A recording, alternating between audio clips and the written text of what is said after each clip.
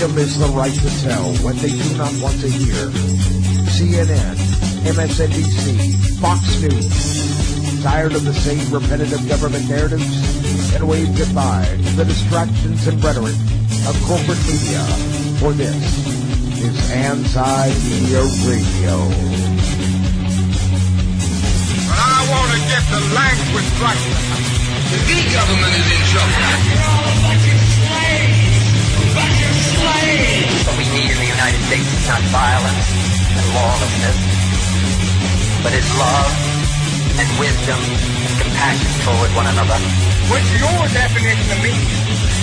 And now, here's your host, S.M. Gibson.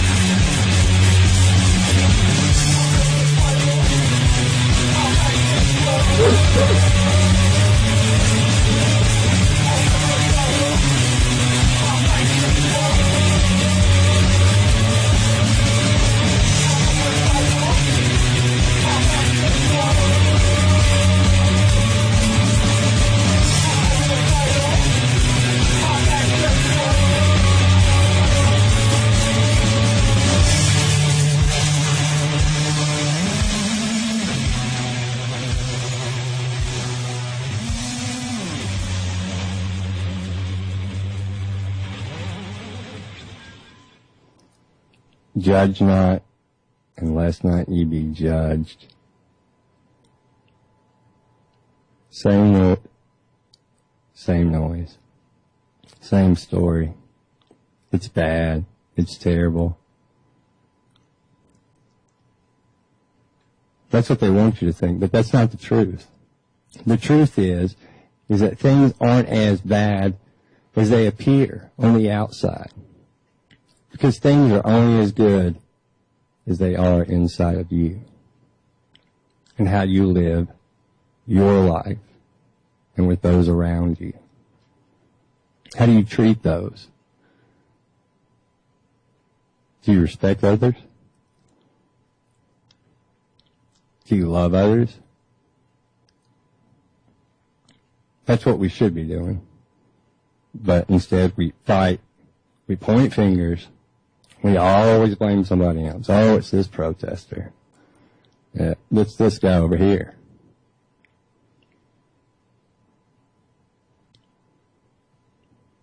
It's the cops. It's the cops. Blame all the cops. Guess what? Neither side's right.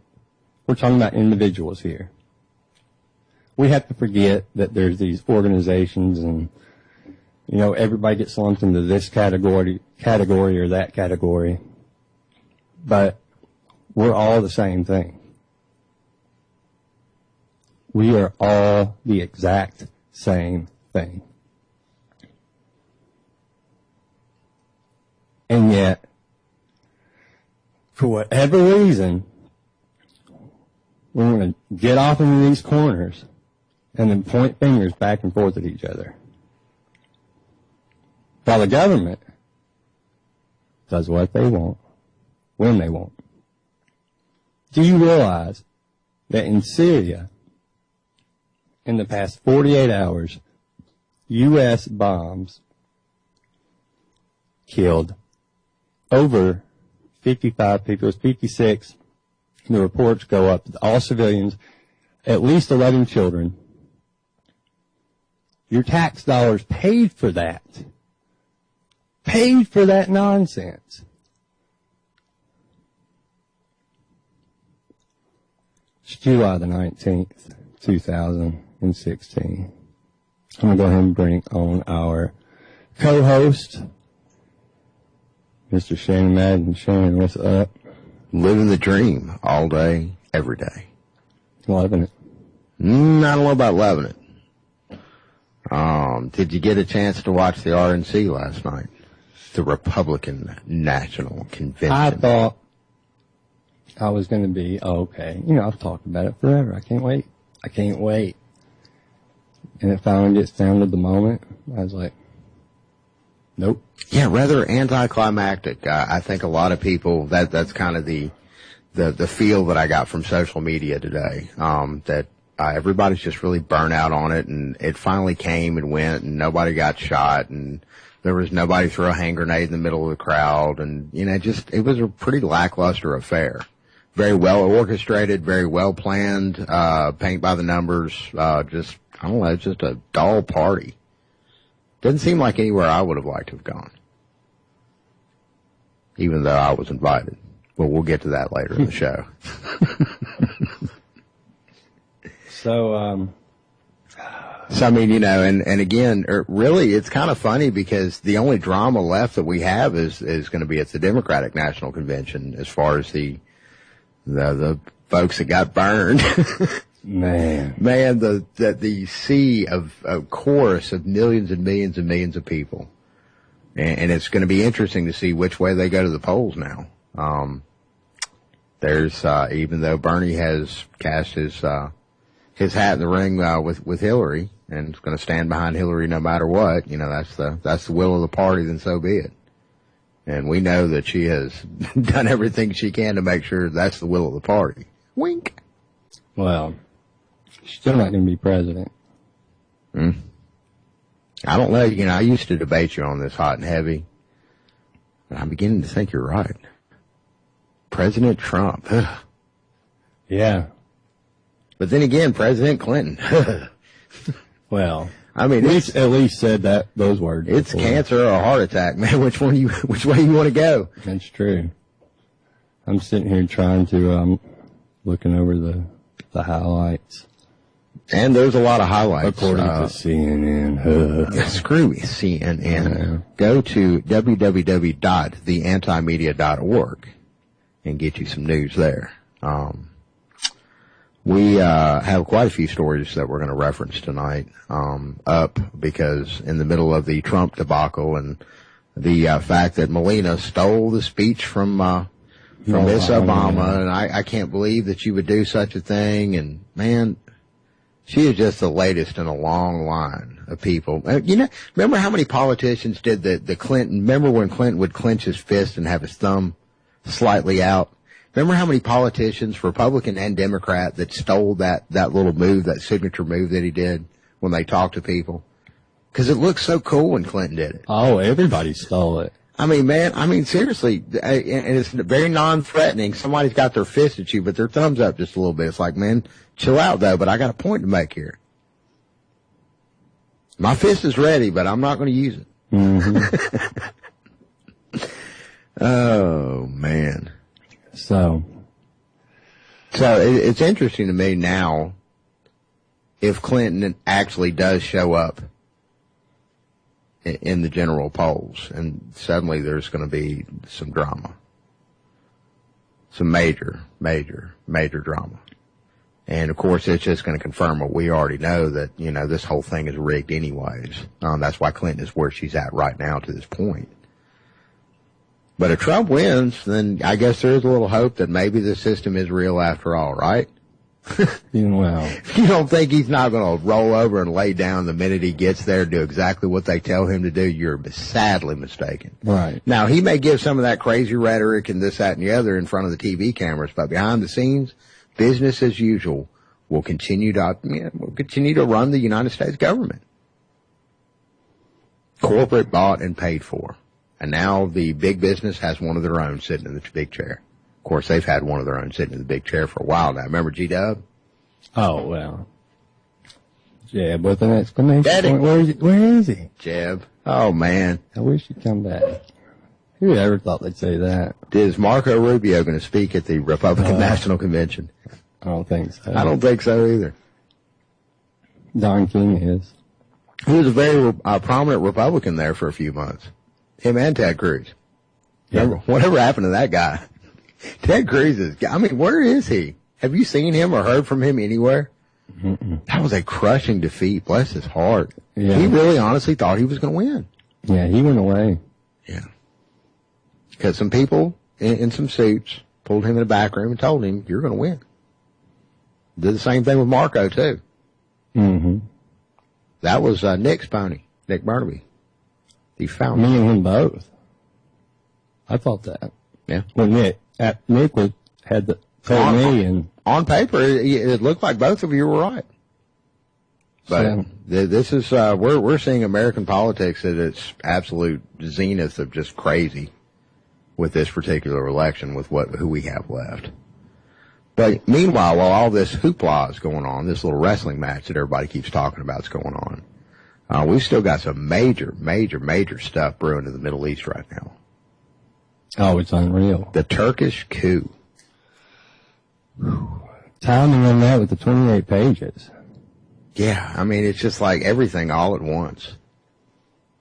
All right, you tinfoil hat people, here's your pages, and guess what? Guess what we're fixing to do? Oh, right, but redacted. And then I was out of town this weekend, and where I was at, they had on Headline News, and said something about... You were in Alabama and somebody had Headline News in a public place? Really? Nashville. Oh, okay. Yeah, that makes sense. It's all Fox down here, baby. So, anyway, they said all the 28 pages got released, blah, blah, blah, blah. But it's no big deal. Everybody's okay. Go back to sleep. And that was it. Like, that was the whole thing. Like, whatever. And some Saudi foreign minister made a comment like, I told you we were innocent. And that was it. Like, just shoved it to the side. And we haven't even gotten to the war that's being fought on American streets right now, on American soil. And we now have law enforcement casualties. This ain't good, man. This is there have been a few people that have speculated that, okay, well that's what happens when you poke the bear hard enough. But man, there needs to be some real serious change that's happening, and not just with the African American communities or black communities, because I know some folks that don't like to be referred to as African American. Black folks have there is a fevered pitch there, but you kind of have to take a step back and realize that this is a system-wide problem. And it's mainly, I hate to say it, but mainly the poorer you are in America, the more of a chance you're going to have a run-in with the law. Oh, sure, certainly. And it's going to be a life-affecting, life-changing event, because there's going to be a lot of fines that you can't pay, a lawyer that you can't pay for. Somebody's going to have to hawk a house. Somebody's going to have to sell some stuff off, And that's if you're able to do that. There's a lot of folks that can't, and they get trapped in the system. It's funny how that works. A form of slavery.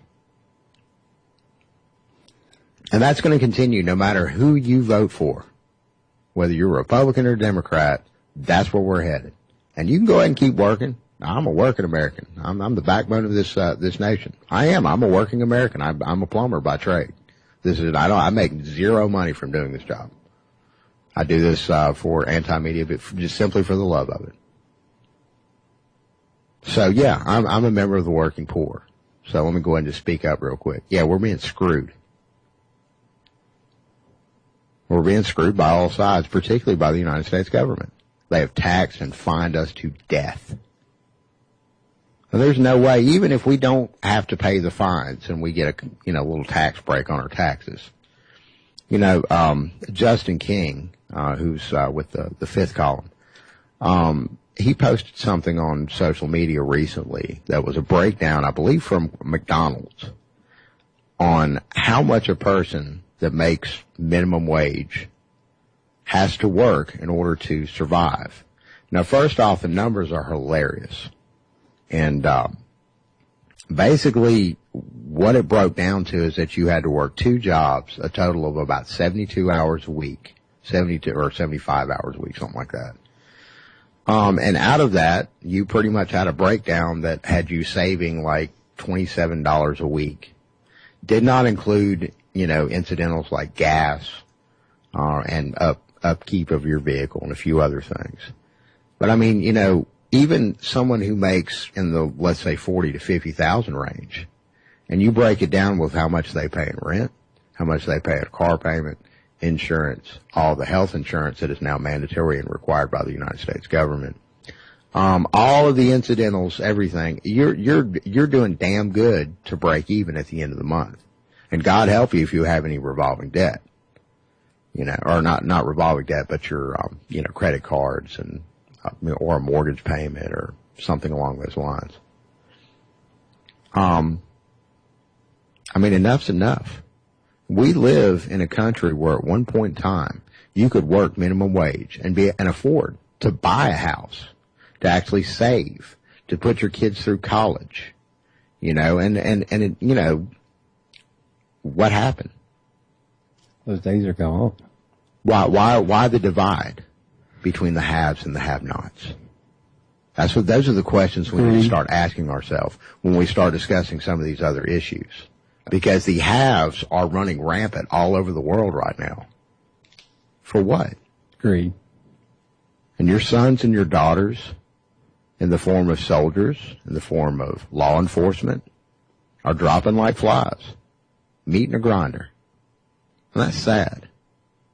That's not where I want my tax dollars to go. The tax dollars that are yanked from me by force. If you don't believe me, go try to pay for your groceries if you live in a state like we do that charges you taxes on your groceries. And tell them that you're going to skip the taxes. Well, you're going to take a couple things out of that cart. Tax dollars by force. Think about the Syrian rebel business. On video, beheading this little kid. Yeah. That's bonkers. Yeah. And our tax dollars pay for that.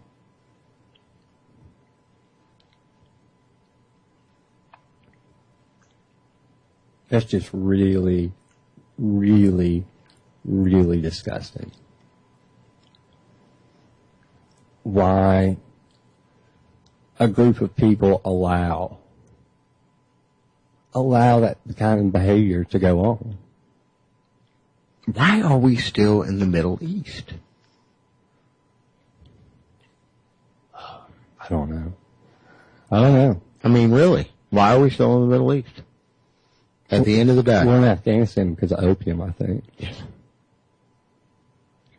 For the resources that we can glean from the land that is not ours. And I get the oil thing, but that's played out by now, isn't it? Of course it is, especially with it when you're sitting on the oil reserves of the United States is. Sure. There's not oil in other parts of the world outside the United States that we can't buy from. Well, can't get it from Venezuela no more. Well. Everybody's still a little sore down there.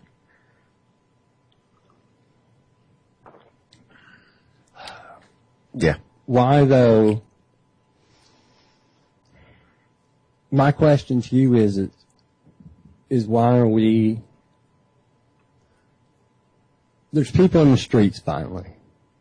But are they in the streets for the right reasons? Or does it matter at all? If it's the Are there right people in the street that are just there to be in the street because some other people are in the street? There's a lot of that going on these days. Right. Did you watch the Republican National Convention? Melania. Who cares? Who cares about either one of them? Because it doesn't matter at the end of the day. Nothing is going to get changed. If Trump or Clinton are in office, it's going to be more of the same. Bet your bottom dollar on it. So with Trump, we might get a wall out of the deal that Mexico is going to build. All right. Think that's going to happen. Oh, man. We know that's never going to take place. Well, at the same time, public opinion has some weird, I don't know, it's doing some weird things these days. You stood in that very same room here in Birmingham and heard all those people that were screaming and hollering for a wall. You heard it with your own ears. You were there. You saw it. Wrote a story about it. Yeah. Seemed to be pretty popular at the moment, didn't it? And then you go out and about and you talk to folks. Oh man, a wall's a great idea. I don't know why we hadn't had a wall before. Why stop there? Why not just put a wall up between each state? Each town start putting their own wall up.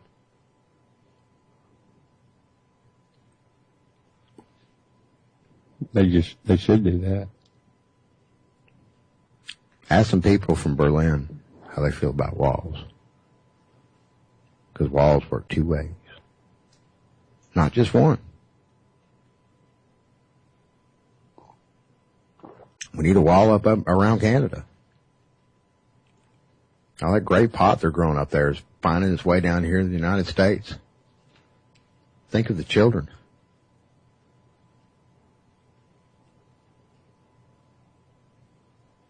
I don't know, man. Think of the children. I mean, you know. I'm sure there's a meme about it somewhere. A dank meme at that.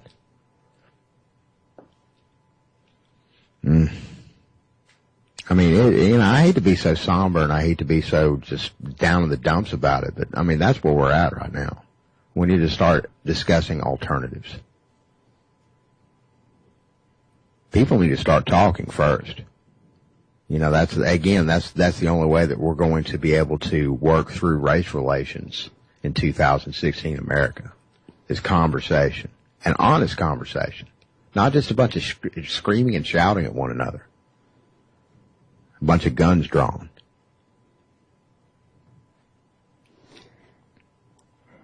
Because honestly, I don't care how you feel about law enforcement in this country. You know, those people, they didn't deserve to die.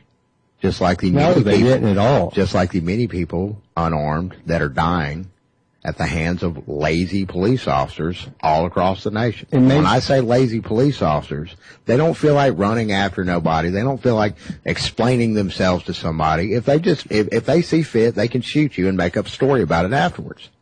We've seen this time and time and time again. Let's call it what it is. It's murder. Exactly. It's 100% murder. Unchecked. Why are you going to punish a dog that you train to kill? Well, they don't. No, they don't. And that's exactly why they don't. No, I know. I tell you what, I'm going to go ahead and bring on to the line our wonderful co-host, Kevin. Kevin, what's up? What up, what up? Pizza rolls, man. How are y'all doing this evening? Oh, man, I want some pizza rolls right about now. Hey, man, you have no idea how good these are. Yeah, you can just shut up about that now. Delicious. Anyways, man, yeah, glad to be hanging out with you guys tonight. Well, you're here in spirit, and I can hear your voice, so that's good enough. Hey, it's closed, right? Yeah, and I don't have to smell you, so that's great. You telling me? You usually smell very nice, Kevin. All right, Thank you, I try. To commend you on that. It's like grease and work. So, Kevin. Yeah, man, how's the show going? Well, it's, I don't know, we just got all dark and dreary. We haven't got to the point where we're talking about Alabama football or wrestling yet, so I'm pretty sure we'll perk up then. Roll Tide, baby. Roll Tide all day long. But no, the RNC, did you get a chance to force yourself to watch a little bit of that putrid fun event? Mm-hmm. Yeah, actually, it's on here at the house. I'm sorry to hear that. Yes. I watched. It's turned down. Yeah, I watched just a little bit of it. Watched Alaska freak out about a procedural movement that happened where they want to make sure they had their votes counted. But, you know, and of course they had the pundits talking about how these goofballs in Alaska were wanting. Right. Yeah, they want their votes counted, right. And the people at Fox News were like, how dare they, you know, the stupidity of these people who want their votes counted. You know, we already know Donald Trump's going to be the president. You know, anyways, just kind of an attitude that you kind of more or less expect from those news anchors in particular. But yeah, I've seen a little bit of it. Seems like it's been a riot for sure, huh? Yeah. Yeah, and of course, Melania Trump's speech, everybody has blown up social media about that today. The latest orangutan attack, as I like to refer to it. Yeah, it's funny. Harabi or something. I saw a meme earlier. It said, "Stay woke, my brothers." That all the shootings were false flags to take the care and concern off of who killed Harambe. Is that his name? The gorilla that got killed. Yeah. Yeah. Mm. Hates it happen, but I guess it does. Anyways. Well, I'm about sick of it myself. I'm very proud to say that I have not seen one single minute of the Republican National Convention, and I feel so much better for it. Hey, I don't blame you. It don't sound like we missed very much. My wife actually was, she's out of town, and I've been working a lot, so I've not been able to catch most of it, but she was asking me about it. Apparently she'd seen some of the headlines too. So I've been able to catch up a little bit of it as she's been filling me in, but I did see Stephen Colbert come out there, playing, I guess, a character from, I guess was the movie, I know you'll know it, come on, man, Hunger Games. Did you happen to see that? Stephen Colbert come out there? Well, I'm like one of the last Americans that has not seen Hunger Games. Really? That's man, it's a good little flick. Yeah, I heard. Yeah, I don't know. I'm weird about movies. I'm kind of a movie snob. I find stuff and I kind of stick with it. I'm a big Tarantino fan, so that tells me. Yeah, I don't blame my wife is. I'm not a big Tarantino fan. I like a few flicks, but yeah, not in general. His I don't know. I guess you are. You're not. But yeah. Anyways, he went through his little stint. Has he been very vocal about Black Lives Matter lately? You know, we saw him last time. He was making a fuss. He was up in New York, you know, right before, I guess, one of his last movies came out. And he was being kind of called out. 8, I believe was the movie you're talking about. That's it. So has he been on board, or has he said anything else lately? Speaking of Black Lives Matter. Yeah, not that I'm aware of. I think he probably got a little bit nervous after the last response that he had, even though publicly he didn't really back down from his stance. But it seems like he has been a little bit less vocal, because I'm sorry, you just can't make waves in that arena these days without some sort of blowback. No, it's bad for business. Yeah. Period. You know? And you know, it just kind of goes to show that regardless of, and you're going to start seeing more and more of this, particularly in a Trump presidency, any argument of any kind of authority whatsoever, you got to be taken out.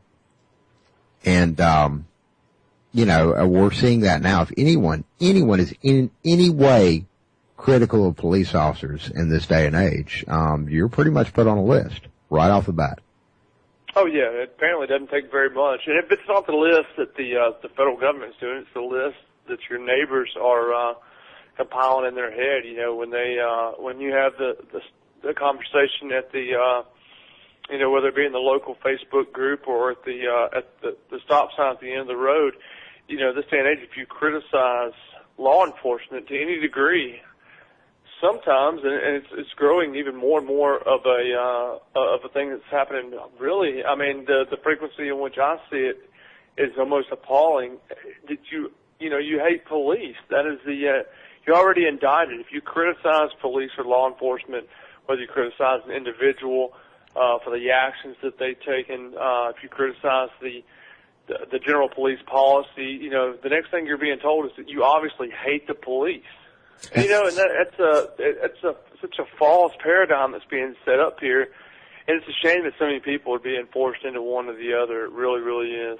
Well, and everybody has to pick a side. You know, whether you're gay or straight, or whether you're white or black, or whether you're Republican or Democrat, or whether you're for Alabama or Auburn, Roll Tide.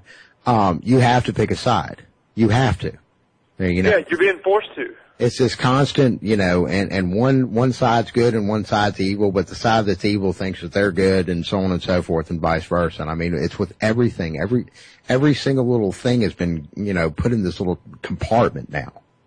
You know, regardless of every idea we have, and every, you know what I'm trying to say.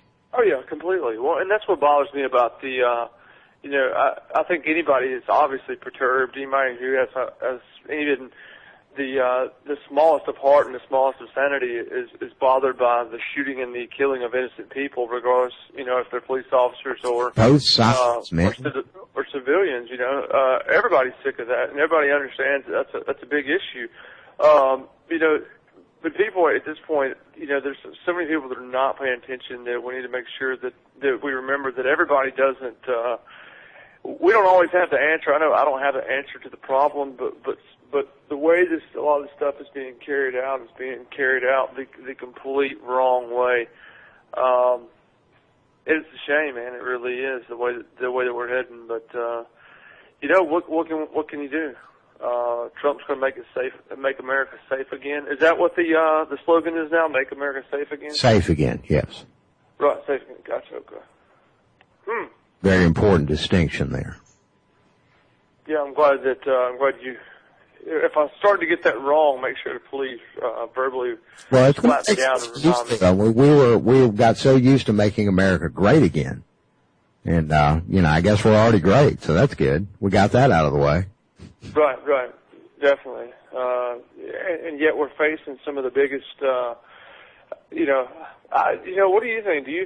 Constantly, if you watch the mainstream media, and there's people in society that would tell you this, that America has never been as fractionally split between groups of people, whether it be between rich and the poor, black and white, be it elements of smaller minorities, whoever. I don't see it as much as an issue, but apparently the U.S. is about to explode. But back to what you were saying a minute ago about being forced to be on one side or the other. That's one of the things that really bothers me as we keep seeing more stuff blow up, is that you and I and a lot of the other anti-media people associated, a lot of this day and age, as I'm saying, you're automatically considered anti-police if you criticize something. But how many people are going to be forced into a position where they're going to feel like if they say something about police, they're going to be pushed into that corner. But you got people that are going to feel like that once it gets bad enough, you're going to feel like people have no choice but to join a side, and that's what bothers me. We're headed to a rough spot. Kind of feels like that's where we're at right now. It seems like the press is harder and harder these days to pick a side. And if you're not automatically on my side, then you must be on that side. I don't care what you're trying to tell me, because you're a crazy person and you belong over there. I don't care what else you have to say about it. It's like when I discuss the whole political thing as far as whether I'm a Republican or Democrat, which I'm neither. And then, the mudslinging, and we've talked about it on air before. Oh, of course. Probably a lot of the listeners know exactly what you're talking about too. It's nothing. They get involved in those conversations daily with family members, with coworkers, yada yada. Oh, of course. It comes with the territory, that's for sure. If you don't wear the R of the decap, then it's probably a conversation you're used to having. If you're not used to having it, then you should be. And if you're not, you should. You need to work on something, and make sure that your position's well known. If you're so inclined to be out there, trying to win hearts and minds, that is. If you're not, and you're just hanging and listening, cool, do your thing. But so what else is on the agenda, man? What have you guys been up to at the station tonight? Well, one thing that we were talking about beforehand, and we were hoping to get the article's author on air, the lovely Miss Carrie Weidler, who had a previous engagement tonight. But her story on www.theantimedia.org, the WikiLeaks story, that they were prepping to release a bunch of documents about the Turkish coup. Excuse me. I've had 3 cups of coffee, so my enunciation. Hey, it's understood, man. Enunciation's a little different. All the caffeine's starting to kick in at once. No problem, Bob. Yeah, but apparently they are under attack, or the WikiLeaks site is under heavy fire right now. Saw that. Yeah, that's a very interesting story, because in the middle of talking about Melania Trump and all of the other, and of course the law enforcement deaths that we've had recently throughout the country, we've that whole Turkey thing just kind of came and went like that, like just a little blip on the radar as far as the news radar. And let's get back to the Trump show, and let's get back to, protesters and police clashing in the streets. Very strange too, because that also happened right at the same time as the 28 redacted pages or 29 redacted pages suddenly being unredacted for the most part. Right, yeah, right there in that same little window of time. Yeah, you're right. It came and went back to Trump, back to the RNC. Although I'm really not surprised. You know, there's so much conflicting information coming out about the Turkey situation, about who knew what, who knew when, about their presidents, you know, grabbing control and grabbing more control and really taking over and seizing power. You know, arguments about whether or not it was a coup, whether or not it was known, who was known by. So yeah, it's a messy situation. But you know, the one thing we're seeing, as we always see, is that dictators grab more power. Anytime these situations come up, you know, power grabs power. They don't give it up willingly, and it looks like we're seeing more of that, and seeing it enforced. You know, especially dictatorial law, and that's from one of the United States' allies. You know, Turkey, of course, doing a lot of business with ISIS, and really buying a lot of their oil. That's really funding a lot of ISIS's operations. So, yeah, it's Western diplomacy and American interest involved there, right? Which begs the question: why are we still in the Middle East? Can't be just about oil anymore. I mean, we got a bunch of places we can get oil other than the Middle East. Definitely. And if I remember correctly, and Kevin, you might be a little bit more versed on the actual number, but isn't it like 20% of the oil that we consume here in the United States comes from the Middle Eastern region? I really couldn't tell you, to be honest with you. Yeah. It would surprise me. I know it seems like a lot of it changes. You never really know how much we're buying from different places, but well, you know, right around the time that we discovered the large oil reserve down in the Gulf of Mexico, and we saw the dramatic price drop in gas. I remember that because Mr. Gibson was up in Seattle, and I was visiting with him, and which they were a lot more expensive than here in Birmingham, Alabama, which we brought from. But yeah, it dropped to like it was close to $3 when I got there, and by the time I left, it was hovering around $2. Man, it's a big drop. Yeah, that was a big drop that hasn't really quite gotten back up there yet.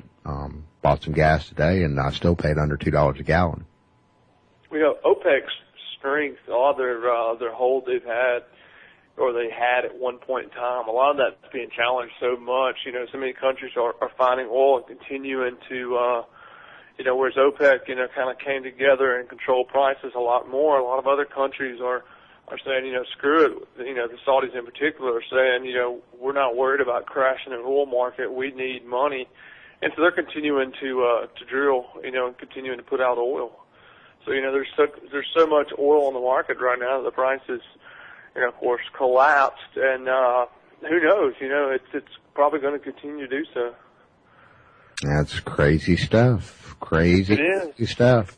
Can you imagine if we paid the actual price that oil should cost the American taxpayer? You mean like without all the taxes and tariffs and things that are added onto it when we go to pump up? Yeah, right. Compared to like, you know, what other countries pay.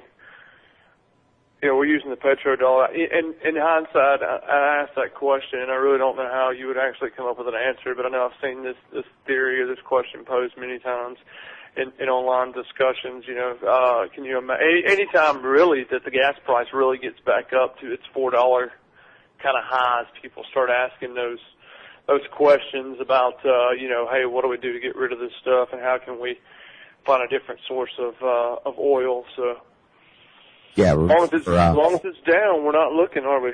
And all those dank memes that we see about Obama fixing the gas prices. You know, I know you've seen the one where he's kind of winking at the camera and pointing at the camera and thanks. Oh yeah. Yeah, thanks for dropping the gas prices or something like that.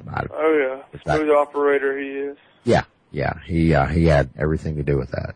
So yeah, you raised a very, very interesting point about the, you know, the diminished price of I'm sorry, we're shuffling here in the studio a little bit. But yeah, that's a very good point. Excellent point. gas prices. It's been a while though, man. I've been thankful for how low they are, but yeah, You've been thankful, yeah. I think we all. How low they are. It's funny how. But it's funny that this is when we usually hear a lot about coal miners being out of jobs. It wasn't too long ago Hillary Clinton made her statement that if she was elected, I think was her reference, that they were going to put big oil out of business. At a time where oil is really getting, where the Obama administration is not renewing, to my understanding, a lot of the permits for offshore drilling, gas is still at a real low price, which goes, we import so much of it, like you were saying a minute ago, that the price is going to continue to go down even lower. So with that and natural gas falling, natural gas is still priced so great right now, and that's one thing that's making oil. It's giving it some competition. I think we'll see more natural gas popping up in the next few years. So it's going to be a really exciting time for energy in general. See what kind of other options we're going to see here in the next few years. Well, and again, though, it can't be stressed enough. Natural gas is also fracking, and fracking has wreaked all sorts of environmental hazards whenever fracking has taken place near a populated area, particularly with a water supply.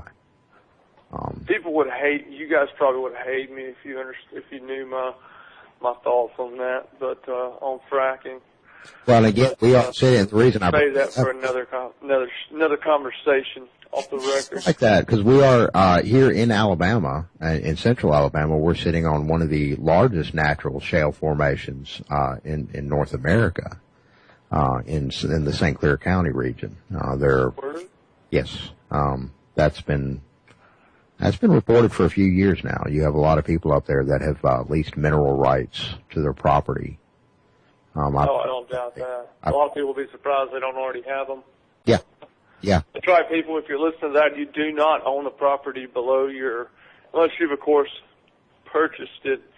And that, to my understanding, usually does not come when you purchase your property. So chances are, unless you know about it, you probably don't. But you don't own the land beneath your grass. So you own everything, basically, the grass and up, but below the grass and down, generally speaking, you don't own. And you don't own the air that you breathe. You don't own the raindrops that come down on your property. Yada yada. Right. Well, that's pretty. Yeah, right. Are you being a smart ass to me? No, I'm telling the truth, man. Gotcha. Well, yeah, you're right. I mean, they're trying to make it illegal in more than one place now to, of course, collect rainwater or to collect the sun, via solar. So, yeah, the state does what the state does. Well, fun fact, I am actually an FCC card holder, believe it or not. I have a license. Give me long enough, and I will tell you what FCC stands for, and you'll refuse to identify as a card holder of such. So go ahead. It seemed like a good idea. I was young, man. I was young and needed the money. I don't really know what it is, but fill it in.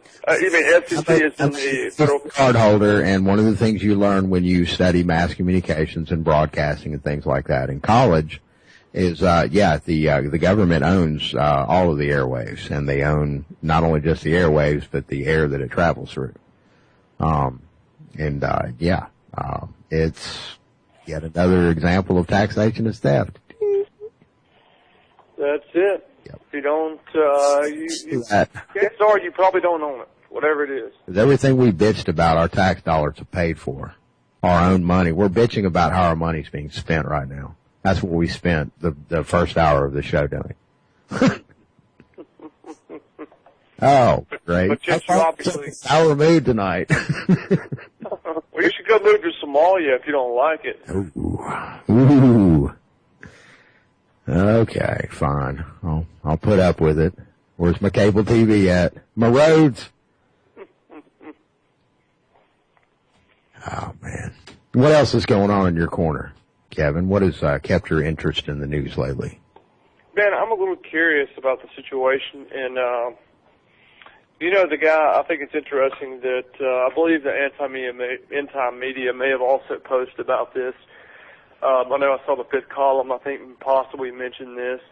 But one thing I know the right-wing media has been such in a rush to label all of these shooting of police officers by black individuals all as obviously racially motivated, and I wouldn't say they're not, or at least most of them. Depends on how many you're actually talking about. But it's funny that, there's one single fact that a lot of the media is not at all not mentioning, and it's the fact that these guys were were former service members that apparently had some issues with possibly mental issues of some degree. So.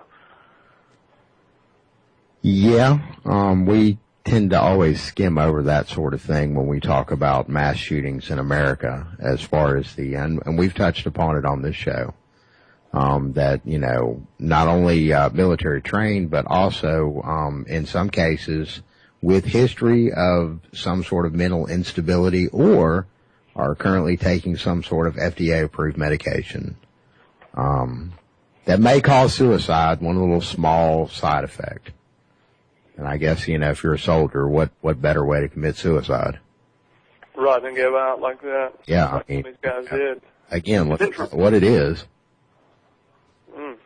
It's interesting. I watched a video about this guy who I'd actually, this last guy that did the, the supposed rampage down in Baton Rouge. And I actually saw, it's funny, the one thing I was curious about was to find out where the official narrative started. So often we see the official narrative by the time an event like this starts, and by the time it's over with, it's completely in shambles. Whether or not, I know a lot of people are quick to rush and say it was intentional, but, there's the whole fog of an event that happens shortly after an event that everybody's rushing to get details. Some people assume and presume before they really know the truth. So for whatever reasons, a lot of times facts get kind of misconstrued.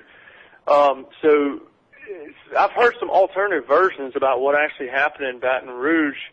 So I'm curious a little bit to hear the narrative, the official narrative, and that is what the police actually have to say about the event and how it actually went down. So I myself plan to look a little bit further into that, but I thought it was interesting. I watched the video of the shooter, and he made a video basically talking about how he was not to be associated, or he wished not to be associated with all these various groups that one might associate with him. It almost sounds like he was speaking prophetically about a future incident, that if for whatever reason, if he was to be remembered post-mortem, that he was afraid that he would possibly bring negative attention to these other groups, including the Black Lives Matter and the Nation of Islam. But it's interesting that he almost had a disdain for being linked to those groups because he was selling himself and some particular brand that he was pushing. So, I think it's interesting. I keep seeing these videos pop up about how this guy he used to be a he used to be a Nation of Islam member. He used to be a Black Lives Matter guy. And apparently that may be true, but it doesn't necessarily sound like he still does. Anyways, I thought it was interesting. We keep seeing more of these murders, man. You really can't call it anything else. Individual lives being taken as I guess retribution for injustice seen by certain people, but this is definitely, I think most of us would agree, definitely not the way to go about it. It definitely doesn't bring anybody back, and it doesn't make law enforcement suddenly decide, hey, we're going to change whatever policy leads to a change in who's to say? Can law enforcement always change the perception of the public?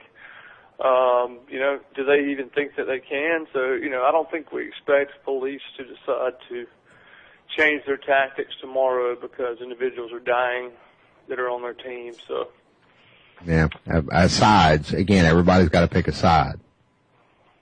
Yeah, really. What side are you on? I'm on my side. All right. Oh, I had to ask. Well, fair enough. Well, it's again, all of our problems that we have and all of the solutions apparently that we have are all fear-based. I'm sick of it, man. Yeah, you're right, man. Fear and emotion. Yeah, emotion. Oh my God, the feels. Oh, the feels. What do you think the Democratic National Convention is going to be like with all the feels up in there? All them burns. Oh my gosh, who knows? Who knows? I mean, I think I've seen some recent polls where, they're probably going to do the same thing the Republicans do, come together, have a kumbaya movement.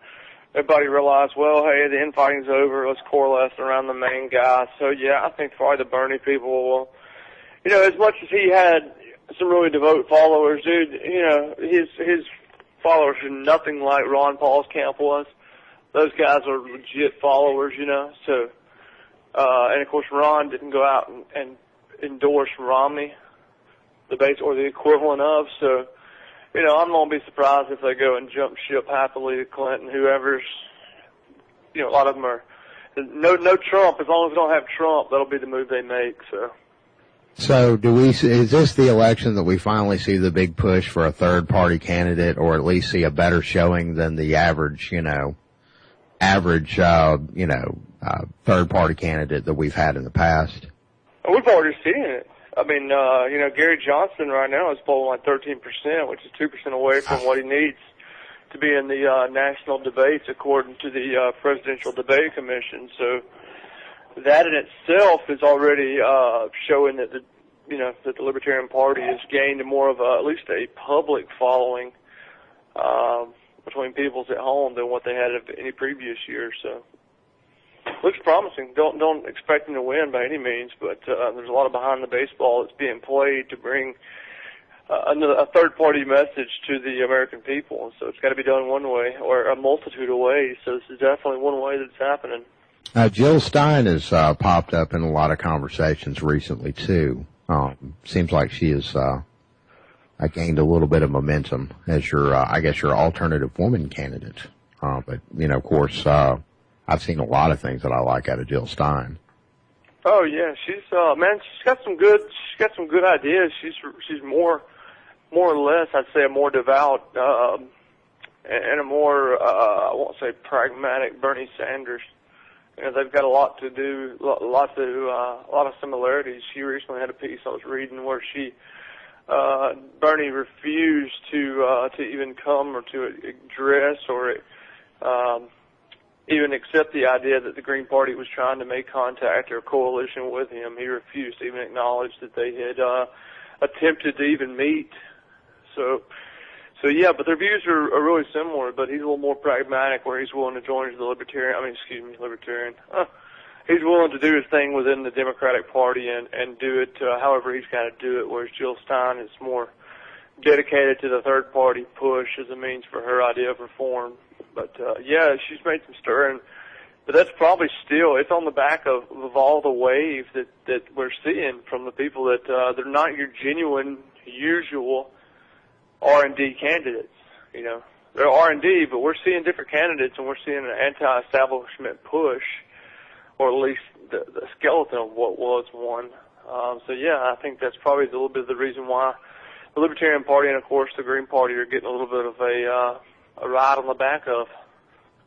Good stuff though, man. It's happening. It should. Well, and do you think a lot of your people that are feeling a little bit burned are going to go third party, or do you think they're going to just say screw it? I want to watch the world burn and vote Trump. How do you think that's going to play out? Well, that's the same, man. The people that are, we talked about this a few weeks ago, and the people that were true Ron Paul fans, they would stick it out and vote for Ron or not, but they wouldn't go turn around and vote for his enemy and wouldn't go, and go for the opposite, definitely the more establishment character. And I say that only to compare the two because that's what they often get compared. And so I don't think a lot of the people that are going to go vote for Clinton, I don't think they're diehard Bernie supporters. I mean, there's a lot of Bernie supporters that are new Bernie supporters. And let's face it, these guys probably just got on the bandwagon last year. They've got, a Bernie sticker in their back window, and they've got all the whatever kind of insignia and stuff comes with the territory. But they probably really couldn't explain to you his policies or what they meant regardless. So I think it'll be them that actually go and vote for Clinton regardless, just because they're going to vote Democrat. And a lot of people are generally going to vote not to vote for Trump, Yeah. I mean, no surprise there. Yeah. And which vote is we know a vote for Clinton is not necessarily a protest vote, but, you're still going to have some people that are going to have, well, Trump is the real anti-establishment candidate, even though he is the living embodiment of the establishment. Right. You know what bothers me too, well, and I think it's a decent argument, is the Supreme Court angle of it all. The idea that, you know, we've got one Supreme Court justice that just died, of course, with Scalia, and now one needs to be replaced. And would you rather one be replaced by Trump, or one would you rather be replaced by Hillary?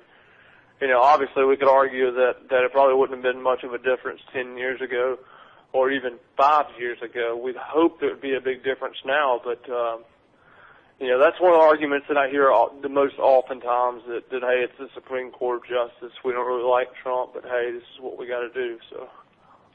Yep, again, it comes back to the age-old question. Do you want to die of cancer, or do you want to die of a heart attack? Yeah, right. Yeah, good luck with all that. Well, we are approaching the end of our first hour. We are going to take a quick break, and we are going to come right back. Stay tuned.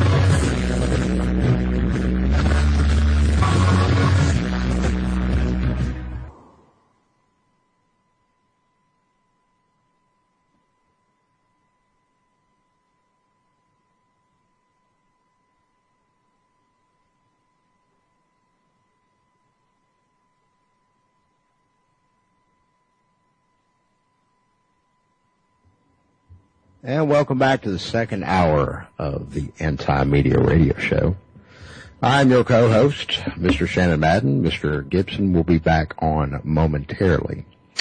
We were discussing in the first hour a little bit of, a little bit of everything. We've discussed Trump is officially the Republican nominee. Yay! Yay! He finally made it. And, Melania Trump ganked a speech. We have more cops dead in the streets. We have more people being murdered daily over in the Middle East by all sorts of other people. That's where we're at in America right now. That's where we're at in the world right now. And I don't know. I don't know about you. I have just completely I don't know. I've just started to check out and tune into Netflix and start watching Trailer Park Boys. That's where I'm at with it right now. And I know that most of America is pretty much over it at this point.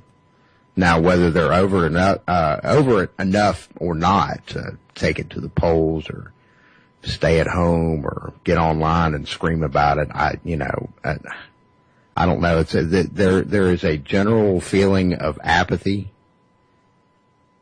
when it comes to the whole idea of voting. There's a whole general feel of just anger and frustration. People working their fingers to the bones. For what? I mean, what is our great legacy? Donald Trump. The front runner for the office of the President of the United States of America. Take a good look, America. This is the leader that you're crying out for. Bold, sexist, racist, crass. I mean, I can't think of another candidate. I'm really hard-pressed to think of a candidate that has actually got on a national platform with cameras pointed at his face and alluded to the size of his penis. I mean, it's just absolutely incredible.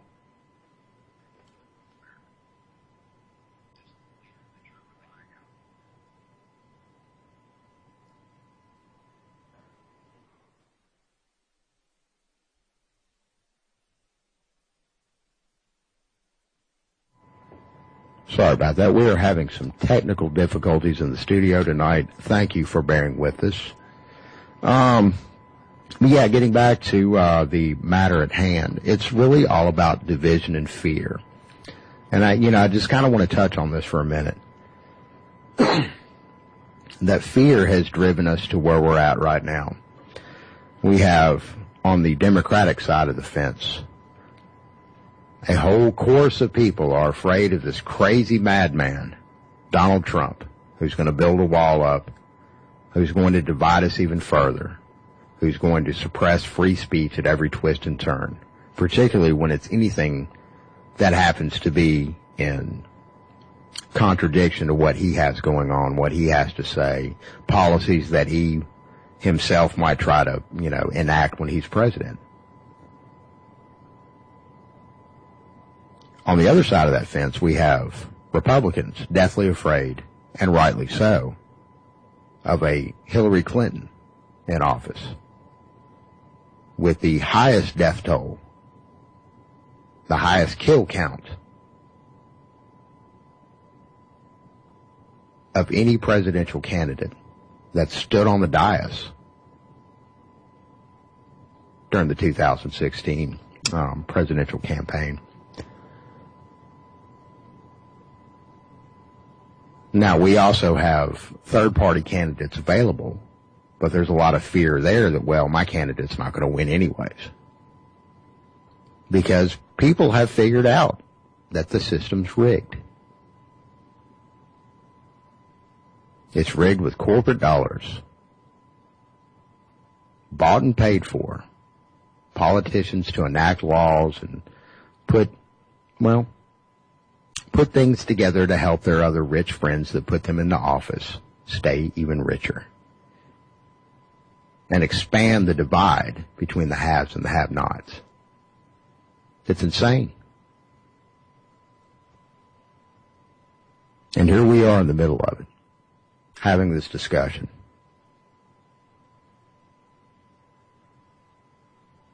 So I don't know. I don't know what the answer is. I don't claim to have the answer. Except for right now, the only thing I can think to do is stay out of it and start to prepare for what happens next. And I think that's a discussion that a lot of Americans need to be having right now. Instead of figuring out, whether Melina stole that speech or not, which she did, just like every other, politician or any other person that has spoken to a national audience from a political standpoint. Everybody steals from everybody. I mean, all the greatest songs in the world stole from somebody else. Led Zeppelin's in court about that right now. Stairway to Heaven.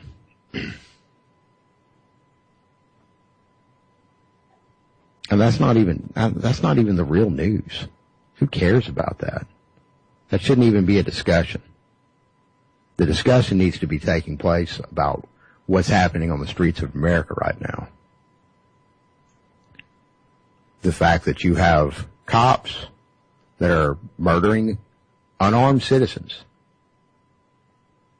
because they don't really feel like running after them, or they don't feel like, trying to follow up on some information, or at least have a conversation with somebody before they just start shooting. And people are fed up. And that's why you're seeing people take to the streets. Now, as Kevin pointed out in the previous hour, that doesn't quite spell out why police officers are winding up dead right now. We've seen false flag after false flag after false flag, and it's very difficult to distinguish what's real, what's orchestrated, what's been set up for us to chase after and try to, let's try to figure out what's going on right here at Sandy Hook Elementary. That's a perfect example. And just by merely asking those questions, you get put on a list. And like Kevin stated in the previous hour, it maybe just be a list of friends and family. Oh, you need to watch out for him. He's got some crazy ideas about some things. And meanwhile, we have innocent police officers being murdered on the streets. Innocent, and by innocent I mean police officers that haven't killed anybody, police officers that haven't dragged anybody out in broad daylight by their hair because their tail light was out, or they ran too far over a stop sign. And if you happen to be a person of color living in this country, those interactions with the police are a lot more hairy. They often have very negative outcomes. And some of those outcomes, they wind up with an innocent person losing their life. And I'm not saying, I can't say that every person that was killed by police so far in this year, 2016, I can't say that every single one of them was innocent, that every single one of them didn't have some sort of repercussion coming. Police do face dangerous people day in and day out. That is a fact. However, the narrative has been that a police officer's job is one of the most dangerous in America, and we know that's false. Particularly when you look at the ratio of cops that have been killed by citizens and civilians versus civilians, particularly unarmed civilians, killed by police. I mean, are we having the right conversation? I don't think we are. I really don't. I don't think that it's been a lot of shouting and finger pointing to this point. And for what?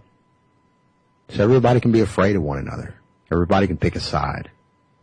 And that's sad. That's sad that I got to live in a nation that thrives on that fear and that division. It's frightening. So yeah, you can say I'm in a pissy mood tonight. But we're going to work through it. We're going to talk about it.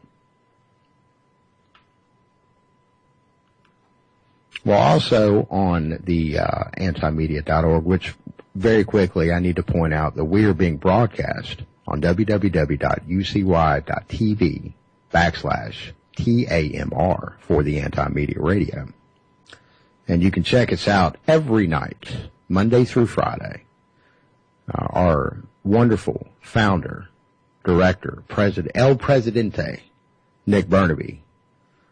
It's coming at you Mondays and Wednesdays. Myself and Mr. Gibson, who is tied up at the moment, are available Tuesdays and Thursday nights, and Levon on Friday. But, and you can also check out the any rebroadcast YouTube. Just type in Anti-Media Radio, and there we is. But, you know, it's just fear and division. That's all it is. And for what? Who benefits at the end of the day? That's the questions. We need to start asking those questions. Who's making the dollar off this? But Mr. Gibson referenced it in the first hour, wanted to touch on this a little bit more about the CIA armed Syrian rebels. They had a group that just beheaded a 10-year-old boy, and they put it on video. I mean, your tax dollars went to arming and training these Syrian rebels. Your tax dollars. Bitching about the money that you have to spend, and I have to spend. We all have to spend.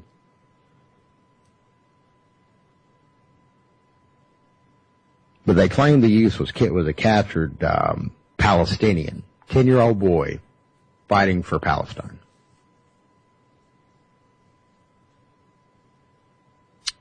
$10 years old.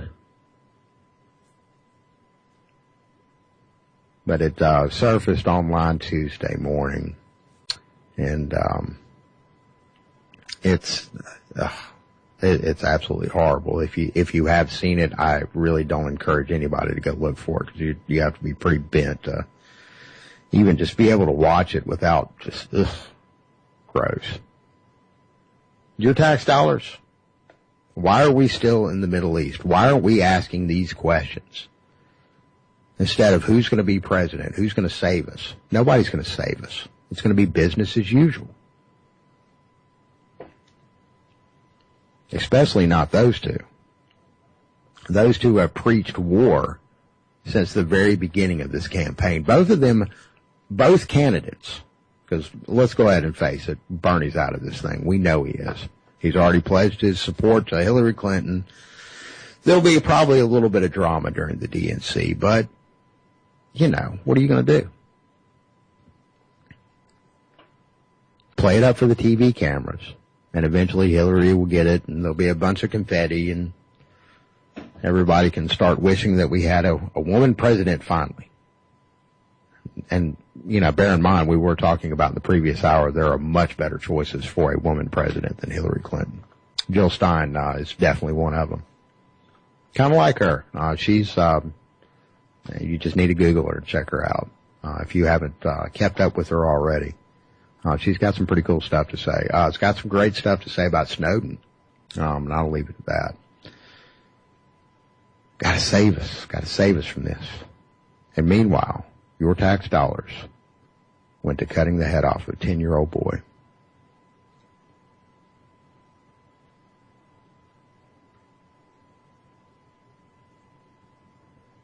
And of course, we have the situation going on in Turkey, which, you know, why is there so much opposition to WikiLeaks, excuse me, releasing the over 1,000, well, at first they said over 1,000 documents, but the story that we have up on antimedia.org states that they have over 3,000 documents. And I believe, like, I want to say it's 500,000. I have to go back over to the page. But yeah, the over 500,000 emails. I mean, it's just, it's insane. It's absolutely insane. And of course, we've expected a media blackout in Turkey. But now it kind of seems like maybe more than just Turkey doesn't want WikiLeaks talking about this. So I'm curious to see what communique that they have. And we'll be waiting. The first batch is 300,000 emails and 500,000 documents. So, but then suddenly, as soon as they announced that on Twitter, they announced that their page was being attacked, a cyber attack. So it's very interesting to see who and what is behind that attack and why that information is so important that it needs to be suppressed. Man, these are some strange times we live in.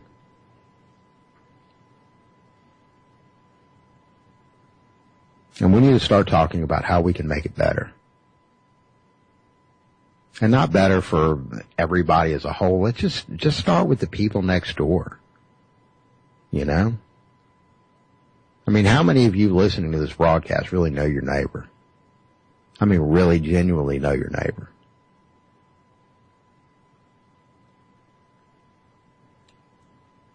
Man, you gotta get your gang together. And you start in your community and you work your way out. And it starts spreading like a virus. Just like this awful, nasty sickness that we have. That only apparently the United States government can save us from. Psych.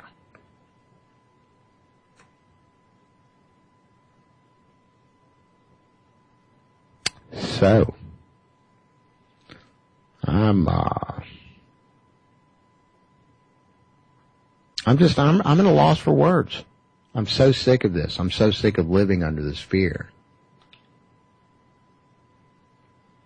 And that's why this discussion needs to rage on.